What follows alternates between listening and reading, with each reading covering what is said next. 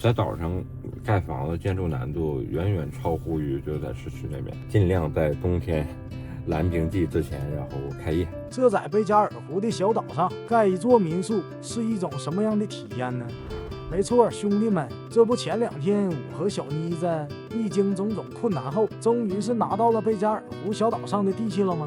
为了在今年冬天之前把民宿盖好，我也是一连在岛上待了1个星期，尽快的把民宿的前期工作做好。OK， 兄弟们，又是美好一天。我在奥利空岛已经等了3天了，然后一直在等，就是那个打地基的过来。我这个准备做一个11米乘11米的一个餐厅。餐厅的话，底下地基的话，我不是打那种水泥地基，是打那种用铁的那种螺旋地基。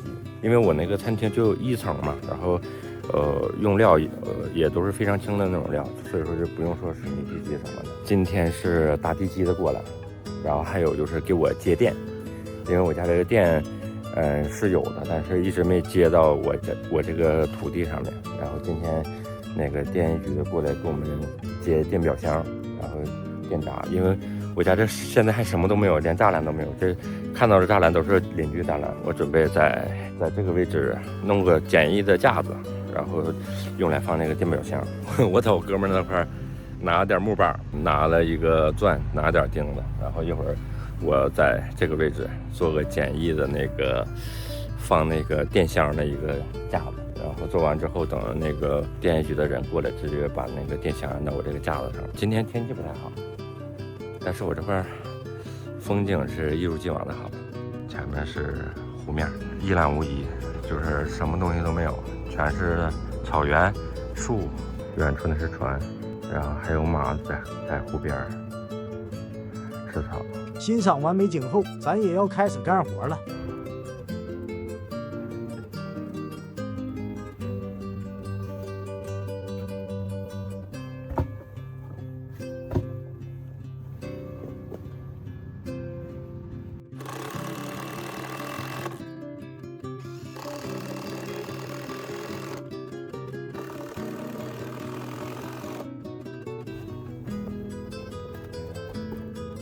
OK 了，兄弟们，我订了一个简易这个架子，到时候那个电箱就镶到这个上面，等着这个锅炉房都弄好了，就把电表箱然后挪到这个锅炉房里面。我的活已经干完了，然后现在我就等着那个工程队过来。下午的话就是那个电业局的过来给我接电，最起码得先有电，没电的话施不了工。就在我等着地基施工队和电业局的人到来的时候，不出意外的就出意外了，而且还是双重意外。兄弟们，哎呀妈呀，在俄罗斯做点什么东西真的有点难度的。今天不定好了那个电业局跟我们过来接电嘛，我从早上9点钟过来就一直等，现在已经3点半了。然后刚才接到一个电话，说电业局那个工作人员去错地方了，不是来我这一块儿。然后我说那你就过来吧，他说时间来不及了，那就等着下周吧。哦，我说哎呀行好吧，我说的那就等下周吧，那就他们可能是工作上有点疏忽，然后去到其他地方了。然后今天订的那个地基嘛，然后也是他一开始订好的是他们5点钟往过来，然后大概9点钟就到这里了。然后今天我一直在打电话联系，然后他们说一直在路上现在已经下午3点钟了，3点半了，然后他们还没有过来，不要着急，慢慢等不得不说，世界真的是个巨大的草台班子，而我一天被放2回鸽子。最气的是这边的人工费还老鼻子高了，你上哪说理去？而我从早上9点一直等到晚上6点，才把这墨迹的工程队给盼来了。OK， 兄弟们，我终于等到了，晚上6点了，他们才过来，然后开始卸这个地基了，地基桩，然后明天早上他们开工。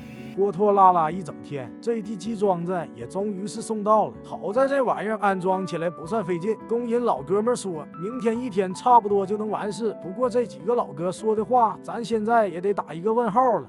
Day 2 OK， 兄弟们，现在是早上的9点钟，然后我已经到这个场地了。然后刚才给我打电话说9点钟过来，我刚到，他们没到，等一会儿，然后他们一会儿过来又开工了，开干。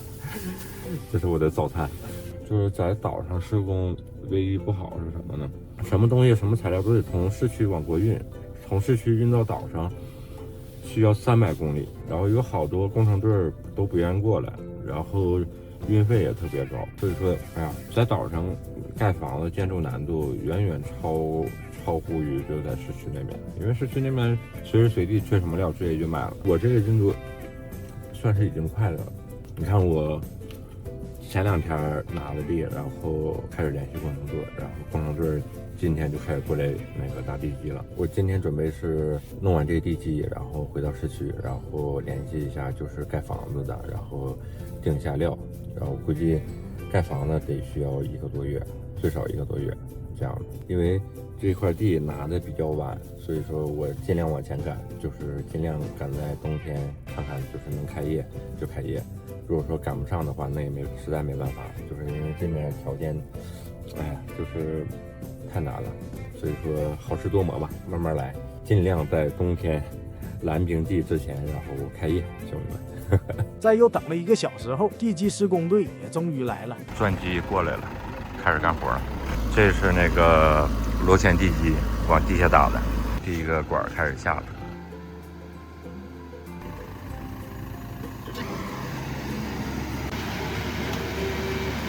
已经下一个管了。先把4个角打完了，然后这个餐厅是11米乘11米的，然后一会儿里面那个桩都打完之后，然后这面我再伸出3米的一个露台，往这面3米的一个露台，这样的话夏天的话就露台可以坐人，可以吃饭什么的。OK， 兄弟们，看看打了多少桩，打了40多个桩，最后一根了。最后一针打完，他就找齐之后，然后就放该焊那个底座了，焊完之后就完事儿了。现在晚上8点了，兄弟们还干呢。然后今天干完了之后就得回市区了，回去到家都得凌晨1、2点钟了。兄弟们，就我身后这俩大兄弟，哎呦我天，逗死我了！本身计划昨天来的，昨天就开工，然后昨天下午快7点了才到。然后卸完货，人家就休息。早上跟我说6点钟就开工，说的今天必须要干完。然后6点钟我来了，没人。我现在又别给人打电话了，这影响人睡觉。8点50跟我说的那个9点过来干活，过来干活了之后状况频出啊。然后现在没什么已经晚上8点半了。然后现在是什么情况呢？他们今天想回市区，其实我也想回市区，但是还剩1/3。白天的时候他们不是很着急看着干活，然后到晚上这会儿了可着急了干。然后我寻思早干啥去了？我说你早那个快一点，这不现在都已经那什么了，现在已经回家路上了。我给岛上等4天，然后他们来了干2天，我在岛上6天了。最主要是要给我干完，要不干完的话再等1天我就真是头疼了。最后一块了，焊完之后就结束战斗，然后给大家看看平整度还行，就等着上面盖餐厅了。真不容易啊！结束战斗，从早上一直到干到现在是9点半，全部完事了。最后一班轮渡是11点钟，到轮渡可能还有1个小时车程，尽量赶吧，赶不上轮渡还得给人住一晚。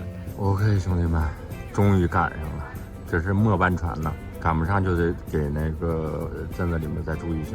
我是不想住了，我得下回市区了，待小1个星期了。最后一班船。然后上船到陆地上就好了。这是奥利洪岛，现在我们出发去陆地这面。兄弟们，靠岸了，就离家又近一步。行了，朋友们，历经1个星期，我也终于能回到自己的小家，好好休息一下了。今天的视频就到这里，咱们下期再见。从那面的栅栏一直到这面，然后都是我们的，这就是梦开始的地方。Hello， 兄弟们，今天跟大家说一个事儿，就是上段时间大家不都一直说阿暖，这段时间你的视频怎么更新的这么慢呀？然后你都在干什么？其实这段时间我也没闲着，我也没待着，你知道吧？我一直在弄一样东西，今天终于是那个大功告成了。可以吗 ？OK。可以吗？哒哒哒！就是我们这段时间一直在就是弄那个土地的手续，终于把这个地块拿下来了。就是贝加尔湖奥利洪岛上有块地，其实以前一直梦想就说开一个自己的民宿这样， Это моя мечта, чтобы на берегу этого прекрасного озера Байкал у меня был маленький мой домик. Ну, большой домик. Главное, рядом с Байкалом. Там такое Тайпялин, там такое место прекрасное. 就是我们一直在买这块地，一直在和地主沟通，然后去弄手续什么的，然后呀，经历这一个月吧，就是非常繁琐，终于把这个地拿下了。这块地拿下来之后，然后我们就开始筹备盖一个就是阿南自己的一个小民宿。这块地一共是1200平的一个场地，就不是很大，但是对于阿南来说已经是很够用了。就为什么说我俩今天这么开心呢？就是。其实这个想法就是在我好多年前就已经有了，就想自己开一个自己的民宿嘛。就是以前是没有那个能力，就是现在终于通过自己的努力，然后能完成自己的梦想嘛。就是这是最开心的，你知道吗，兄弟们？就是所以说之前这1个多月吧，就是给大家道个歉，就是更新的有点慢，就是等着之后吧，就是慢慢的这块地已经拿下来之后嘛，然后我们就开始建造自己的属于自己的民宿。然后一点点视频我就会更起来了，所以之前一直没拿下这块地，不敢跟大家说这个事情，一直等到今天，等到这个合同签完了，然后想跟大家一起分享一下我的喜悦。其实是以前没做过民宿，也没有什么经验，对于我们之后的考验吧，就是还是有很多的，就希望通过我们的努力，不管这个民宿做成什么样吧，就是也完成我的梦想，也完成我媳妇儿的一个梦想。就是尽力而为，然后尽量把这个民宿做好。其实早在年初的时候，我和小大厦就已经开始筹划民宿的事儿了，但因为不确定因素实在太多，选址考察、土地划分、合同引令、资金问题等等，都是需要时间去规划的。过程中也遇到了很多问题，但俗话说出门靠谱。在俄罗斯待了这么多年，也认识了不少各行各业的朋友，而且其中也有做民宿的果人朋友，传授了我很多经验。在大伙的帮助下，那些麻烦事都一一解决了，所以我们现在也能安心的把这件事告诉大家。不过兄弟们放心，后续民宿的建造过程我都会一一记录下来，让大家看到的。接下来就带大家看一下我这块地的环境如何。 OK， 兄弟们，我们已经到我的这块地了，就是从那面的栅栏一直到这面，然后都是我们的，这就是梦开始的地方。然后看看风景怎么样，前面就是贝加尔湖了，前面非常开阔，然后前面那个方向就是300岩了。然后今天我过来就是把这个地都圈，就拿这个线圈一下，然后具体测量一下，然后把就是那个餐厅的位置啊，其他建筑的位置都弄好，给大家看一下。就是这个线就是以后我的栅栏，然后正好我哥们儿他在岛上也有个自己的民宿，也是在建的。今天我这个哥们儿王群王总过来帮我帮忙来了，奥利红岛群总，我俩以后就是奥岛双雄了。不知道是狗熊熊还是那个熊，英雄的熊。别是狗熊。群总他的那个民宿是在那个镇子里面，他是纯个人风格。等着晚上时候我回去，我给大家录一下。然后这是我这块一个小地块。我为什么喜欢这块？我喜欢是前面开阔的贝加尔湖，然后我这个院里面还有几棵这种参天大树，然后这样整体的感觉会比较好。然后它的院里还比较平整。看看兄弟们，前面开阔的湖面。然后兄弟们总说，就是我家这块地是一共是1200平，宽30米，长40米，然后一共是1000平的一个小地方。对于我来说的话，完全够用。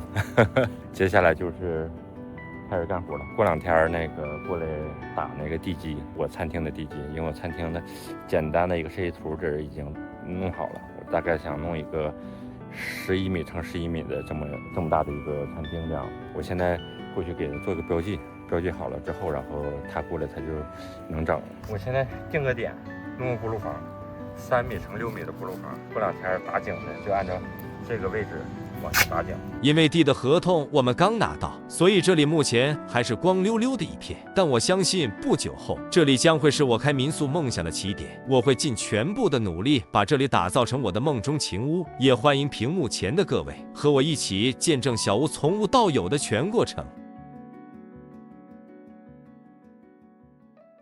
加油站一排队排5、6个小时，有的时候有的人都排1宿，然后才能加上油，然后一加就只给加30升，不能加满。哈喽啊，兄弟们，好几天没发视频了，是不是甚是想念？今天跟大家聊会天，就是怎么说，上段时间大家看到新闻了吧？就是那个俄罗斯这边有点闹油荒，加不上油。就是上几天确实是这样，就刚开始的时候，那个加油站不没有了嘛，然后大家都特别恐慌，就有的人他有3格油呢，车里面他也恐慌，然后他也去排队，所以说那个时候加油站一排队排5、6个小时，有的时候有的人都排1宿，然后才能加上油，然后一加就只给加30升，不能加满。可能小车的话加2次也就加满了，排量大的车他得加4、5次才能就是把油都全部都顶满加满这样的。反正这段时间就是其他的陆续加油站也就是一点点的就开放了，也好多了。昨天我去加油排了10分钟，然后也就加上了，但是现在给油给不多，也就给30升油这样的。就是具体什么情况到什么时候能开放就完全开放也不太清楚，反正就肯定是多少影响到就是正常生活嘛。你看就是在市区里面一天加30升油，在市区里面是足够了，你说要想跑个长途跑个远道的话就比较难。就现在我们那个就是贝加尔湖那边，正常这个季节应该是就是人满为患了，就是俄罗斯人放假了都去那个休息去度假了。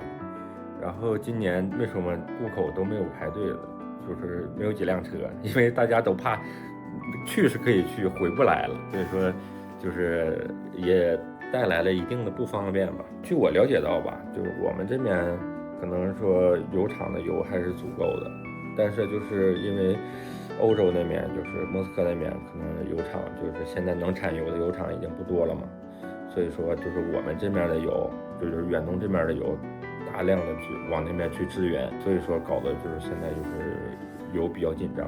具体什么时候能结束，就是具体那边的油厂什么时候能修好还不太清楚。反正俄罗斯新闻上是说15天到1个月会逐渐缓解解决这个问题，现在看来说确实是缓解一点，但是不是很多。具体什么时候完全开放的话那就不太清楚，民众就不知道了。然后上两天我不那个整房盖了，给我家这房盖都弄好了，然后现在为什么夏天就是没有那个塑料顶的话，就我坐在这块就特别舒服，就是没有阳光直射，然后就是特别凉快了。就是我感觉我今年整的这个房盖我是蛮那个的吧，就是蛮中意的。这样的话就是在外面坐着就是不冷不热，然后在外面我这个凉亭里面一坐还蛮舒服的。前两天连着下了3、4天的雨了已经，然后趁这2天天好，我带着我媳妇去离我们这块比较近的贝加尔湖，就是有一个镇的叫利斯特维扬卡小镇，我带她去立镇溜达一圈，就是放松心情。这样，我俩得有半年没去那个贝加尔湖了，然后今天带她溜达一圈。因为这个贝加尔湖比较近，70公里，往返140公里，然后到那块儿也就1个小时车程，到那块儿溜达，然后当天就回来了。Let's go， come on， 溜达。OK， 兄弟们，我们到贝加尔湖了，到小镇了。这真是到夏天了，好多俄罗斯人出来晒太阳了。我给大家看看这水，这也太清了，一点杂质都没有，我靠，清澈见底。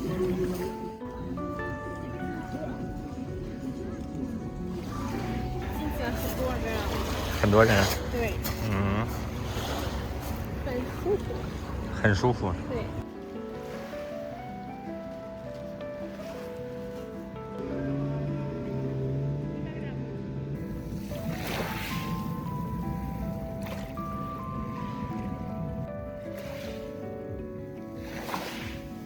这小日上还是这样，10多年没变化。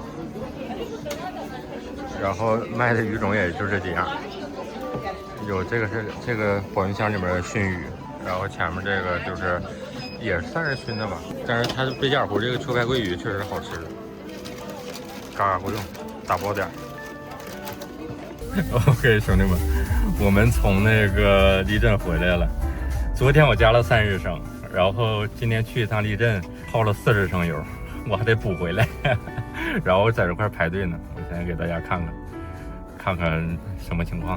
前面那黄色那个是加油站，我现在排到这儿了，估计排个半个小时也就到了。以前的话必须得排4、5个小时，现在还好。这个罗斯涅夫也可以直接加满，所以说我排这个直接给它顶满。一会儿看看多少钱吧。现在好像是80多卢布1升油。虽然我们现在没啥事不用出远门，但是这油箱里油不满，心里总是不踏实，所以趁着这会车不多，赶紧给油补上。下一个就到我们，整好40分钟左右。OK， 兄弟们，加完了，加了50升，这个也限油，只能加50升，这已经很不错了。回家。就долго, которые больницы мы лежать надо? Сейчас она 7 дней на обследование будет, потом это на операцию назначит. А может там у нее получится где-то подзарабатывать, мало ли что. Ну, что здесь делать? Вот сейчас она окончит, и где вот искать? 二哥来了，阿丽呢？阿丽呢？二嫂他们过来了，然后小大傻给准备点食材，吃个午饭到家里呗。然后阿妞呢，不知道身体不舒服，好像送住院去了，一会儿不知道啥情况，一会儿问一下。Что, как дела? Нормально? А, закончилось? Все нормально? Сейчас как 2 месяца, да, отдыхать будешь? Или 3? Нет, 2? Давай покушай, сейчас там. Ну, садись. А вы что?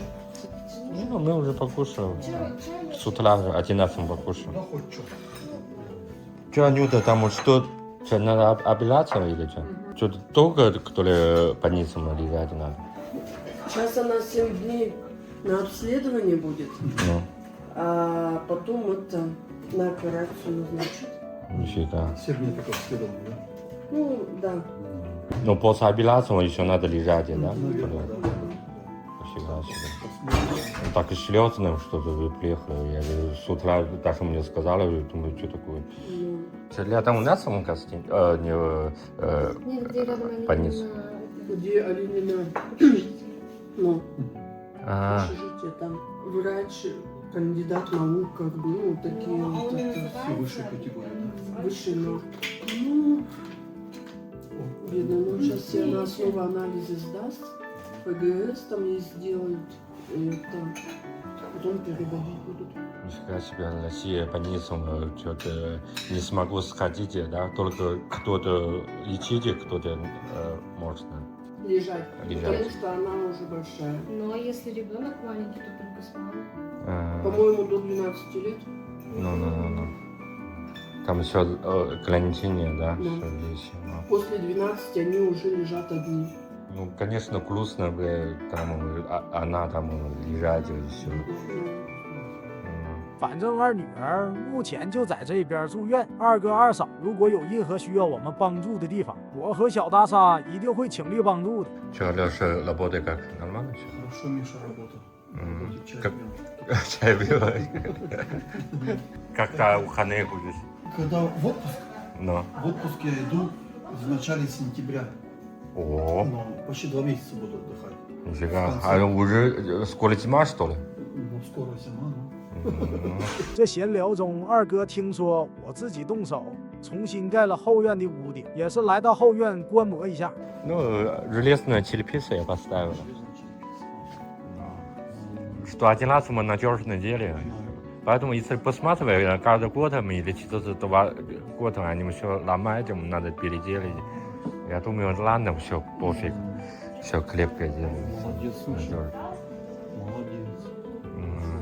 而二嫂也在后院和我家小妮子聊起了大女儿阿丽娜毕业后的留学问题。 У них это надо на высшее поступать, чтобы пообменяться. Сколько, 2 года еще?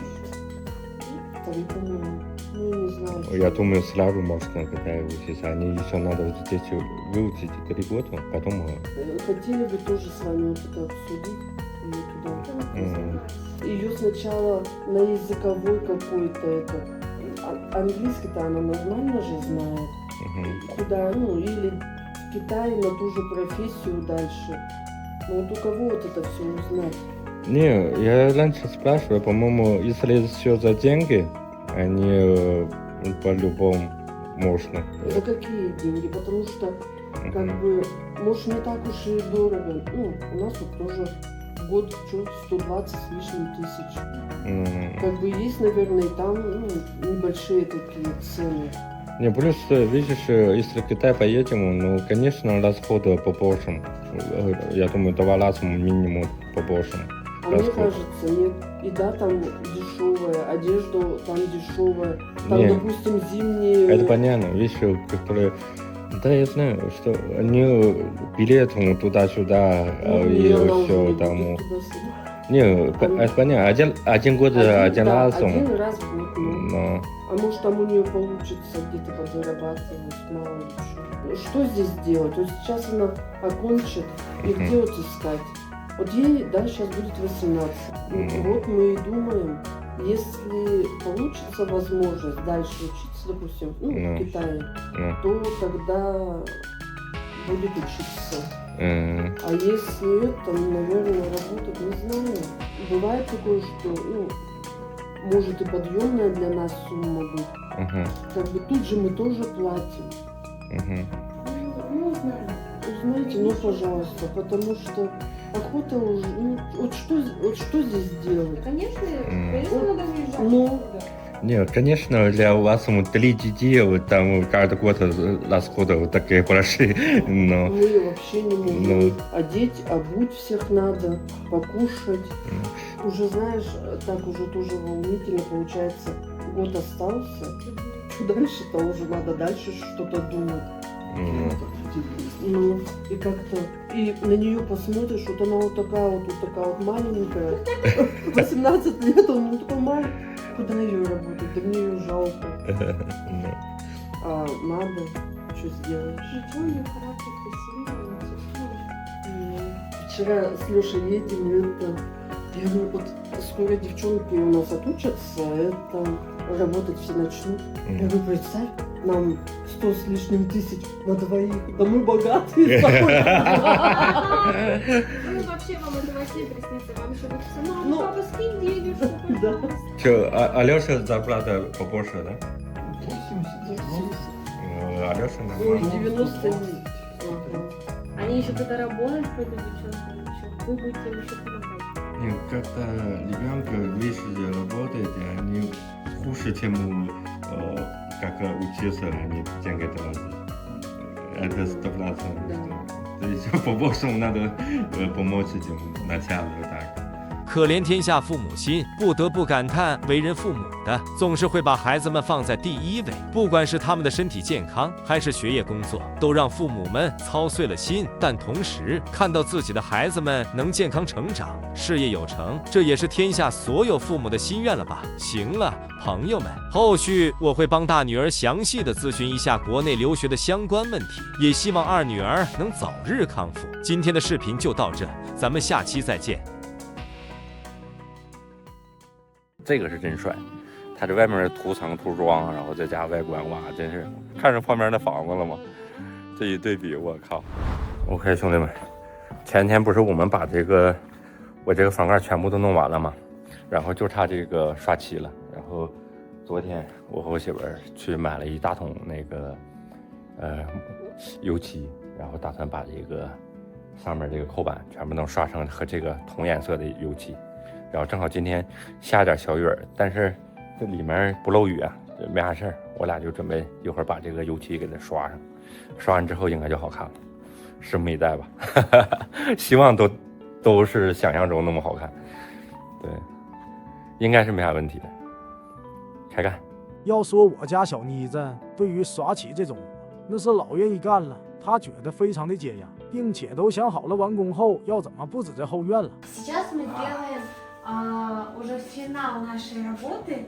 Мы, получается, этот вагон-то будем лаком покрывать, чтобы у нас все было в один цвет и все выглядело красиво. А еще потом вот здесь вот для стекло я потом поеду в Китай-город, я куплю шторы, куплю тюли, повесим здесь картины, и я здесь шторы поставлю.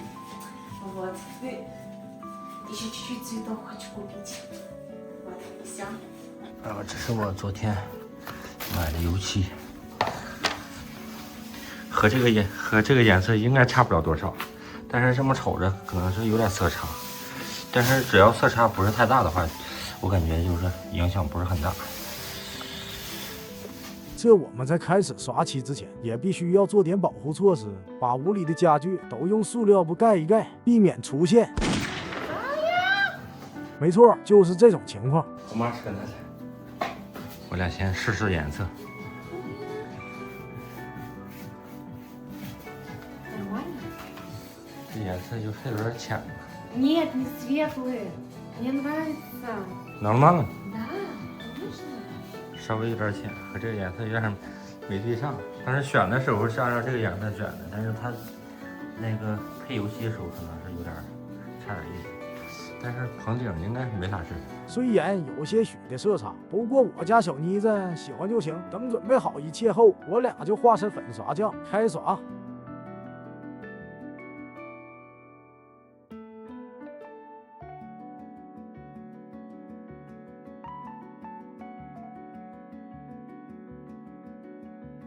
OK， 兄弟们，完成一部分了，感觉还行。都涂完了之后就出效果了。这小妮子就爱那个刷漆。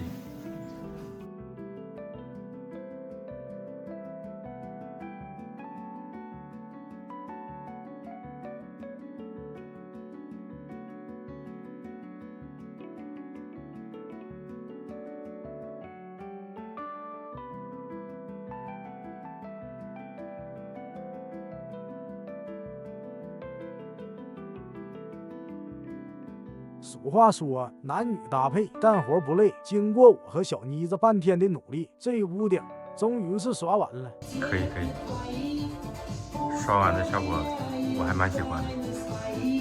嘎嘎咕咚，叫嘎嘎。Very good. Very good。能来死的。等屋里面都刷完后，小妮子就去做晚饭了，而我就继续把外边和周围的部分完工。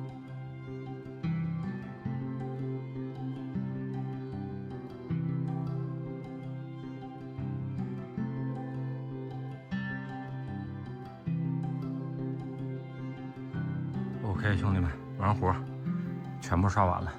这是刷第一遍，我明天还想刷第二遍，但是基本样子就是这样了，就是可能里面那个颜色再深一点。现在已经能看出效果了，相当不错了，兄弟们。这在经过一夜的沉淀后，第二天我又刷了一遍，这油漆的颜色也终于同步上了，和这个房子就是统一颜色了，感觉还蛮不错的，挺漂亮的，可以吧？这和小妮子共同完成了这一壮举，咱也必须犒劳一下自己。于是干了4天活，然后正好今天大兄们他们过来了，说到湖边溜达一圈，然后我们到湖边休息休息。哦，我们马上做饭开餐了。Да, да, не сильно толстым, чтобы быстро намазать.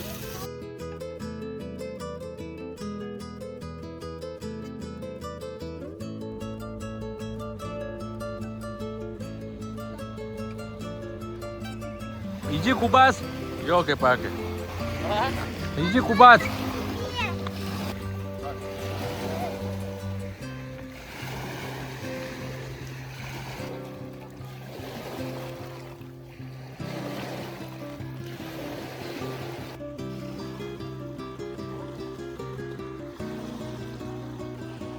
OK， 兄弟们，我们开餐了。今天的伙食：牛排配根香肠，然后蔬菜、玉米。 为什么亮的我没有糖菜外景